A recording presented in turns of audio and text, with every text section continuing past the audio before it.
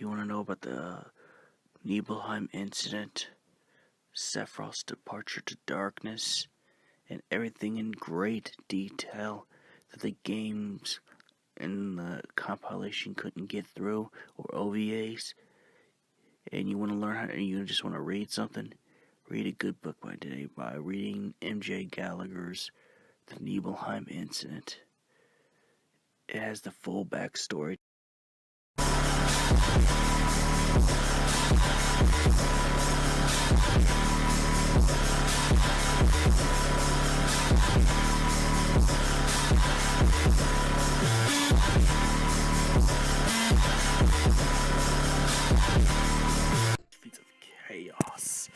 Chaos, Vince. Chaos. King of the night here. Gonna scare you to death. And we're gonna be talking about the scariest Final Fantasy characters ever to grace us with our presence. The top 5 in my opinion. Because I'm the master of horror. Ooh. But no, let's get ready for the top 5 scariest Final Fantasy characters. And this list will contain both either looks or personality traits, personality traits, what they do and what they are as well, and also what supernatural myth they actually belong to as well. So we're gonna be starting our 10 fresh, and this would be Seymour's Aeon Amina. Now, what makes this scary is not only the appearance; it looks like a tortured beast or a tortured summon. But you know what? This is actually somebody. The person who made this summon is the one who turned his mother into this. This someone was Seymour Guado, a product of Seymour Guado's twisted ambition that he's willing to turn his own mother into a horrible abomination as Amina. As when you attack her, she does feel the pain. As a matter of fact, even Seymour chants the thing. Seymour goes around saying, "Feel my pain, Amina." So you know exactly what Amina is. The embodiment of pain and torture done to Seymour's mom in order to turn Seymour's mom into that. So pretty much it's more of a fucked up activity.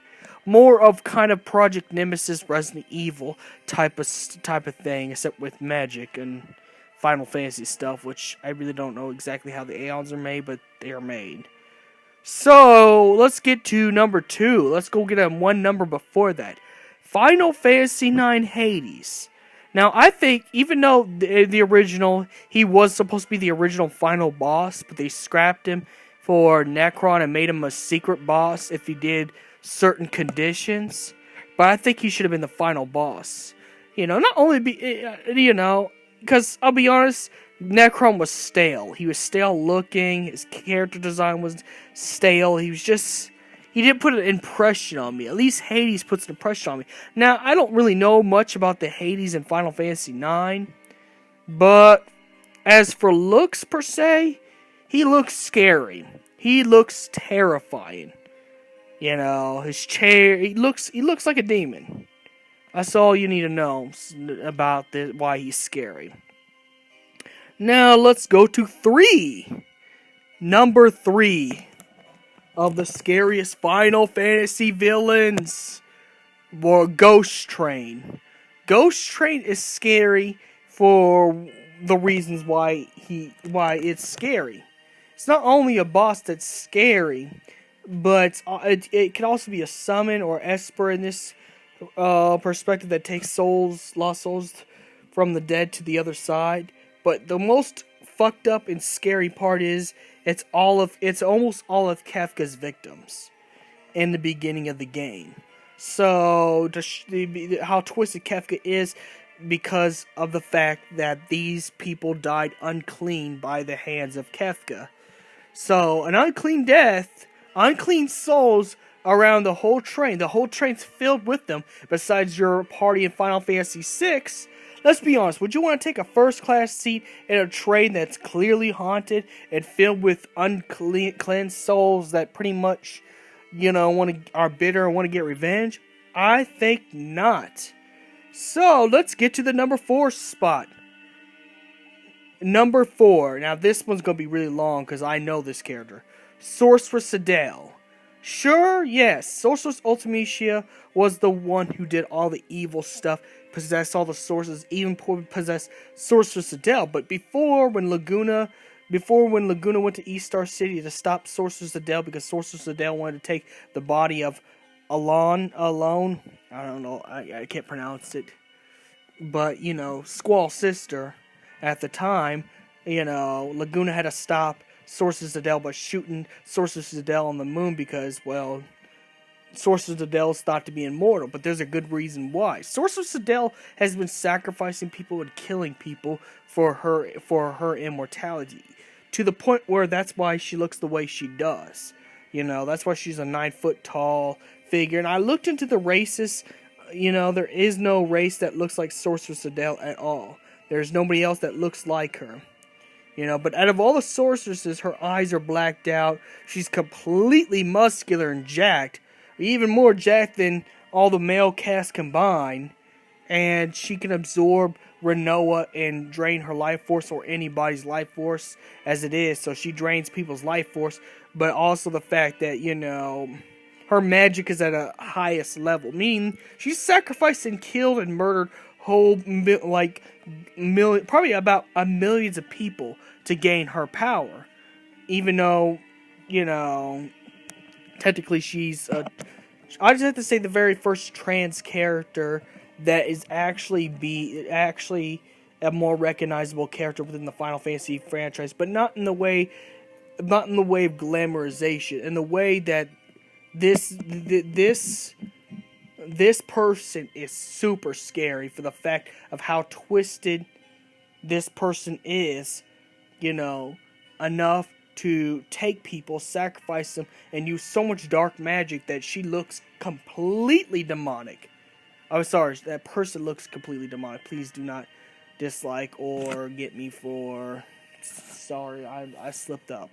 But, this person, I'm just say this person to be more gender equal to people, for people that are like that, because Sorceress Adele is trans.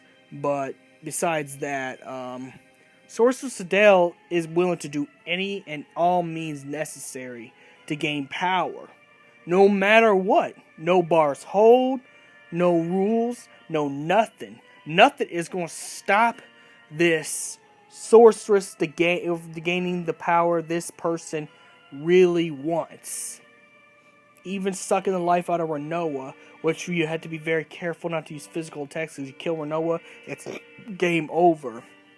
And the fact that she had to be this person had to be sent to the moon and locked up, in order to be stopped, because this person's completely too powerful, as it is. And the fact that Laguna became president just because of that action says a whole lot about Sorceress Adele's lore. So, yeah. That's why I made a huge long thing about Sorceress Adele, because I know Sorceress Adele because I play Final Fantasy VIII. Now the final and top 5th scariest character would be the Niflheim Empire. Actually, no. It wouldn't be any of those. Even, don't get me wrong, Idolus' Forest Forum does look scary and demonic and pretty twisted looking. It looks just like a horror movie. Final Fantasy 15 has done well with the horror aspect of the game, because you could actually play Final Fantasy 15, at least Chapter 13, all the way through as a Halloween game, considering it's a dark apocalyptic future run by demons, and the crystal is tainted by the main villain. But it's really the scariest person from the Niflheim isn't Ravis, it isn't Idolus, it isn't even the twisted Chief Bassicia Verstal. It's actually Arden Lucis Kylium. Not only he manipulated the Niflheim Empire to using demons, which caused them to sacrifice human beings to make Prompto clones for Magitech army, But it's the fact that that Arden, Lucius Kylem's the demon himself, because he's healed so many people when he used to be the Oracle. And this is why the Nox Flurry bloodline dies faster, so they don't become like Arden. Arden absorbs so many demons. He became the Demon King. Pretty much, Arden Lucius Kylem became the Satan slash Cain. You know, Cain, since he was a jealous brother, kind of thing, slash Cain type of character in the Final Fantasy universe. Now, I know most people say, well, Chaos is actually... No, this dude is. If Satan was a human being, he would look like Arden. He would have charming personality, fancy dressing, and he'd be super nice and get you and do anything to manipulate you any kind of way. But it's not only his manipulation, but when you see him in his true form, now it starts to make sense. It starts to sink in when you see Arden's true face. When he's shown it to Ignis, or when he's shown it to the Chocobros after Noctis got trapped in the crystal, or when Noctis actually has the final battle with Arden, you start to see the true, darker intentions that Arden had. Arden isn't just no evil sociopath or psychopath that's been on revenge for what happened to him. The dude is the literal Star Scourge. He is the king of all demons. In fact, Niflheim Empire only got control of the demons because of this guy is on their side. Because of Arden. Arden is pretty much... Because after you defeat Arden, notice how the dawn of Eos begins. All the demons are banished. Because this guy is the conduit of the whole entire Star Scourge. You thought Ifrit was. No, Ifrit was only a piece of the virus. But Arden was the full force of the Star Scourge.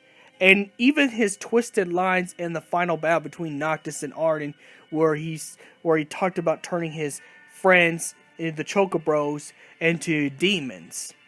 And that he twisted this world just for him. That Arden's willing to twist the world he once protected and once saved in order to gain revenge.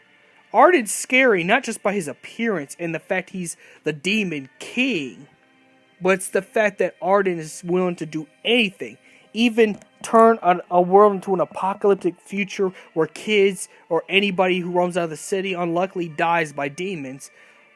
Arden is willing to do that just because of his hatred toward the Lucius Kylem lineage.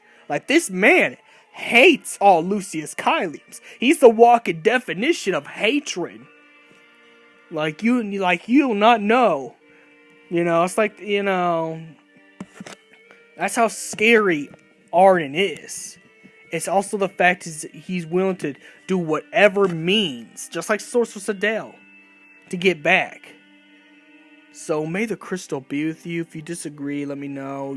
List your top scariest Final Fantasy, your own top 5 scariest Final Fantasy characters below, and may the crystal be with you. Also working on a Vincent Valentine web series, fan trailer at least. So please support JTS Productions.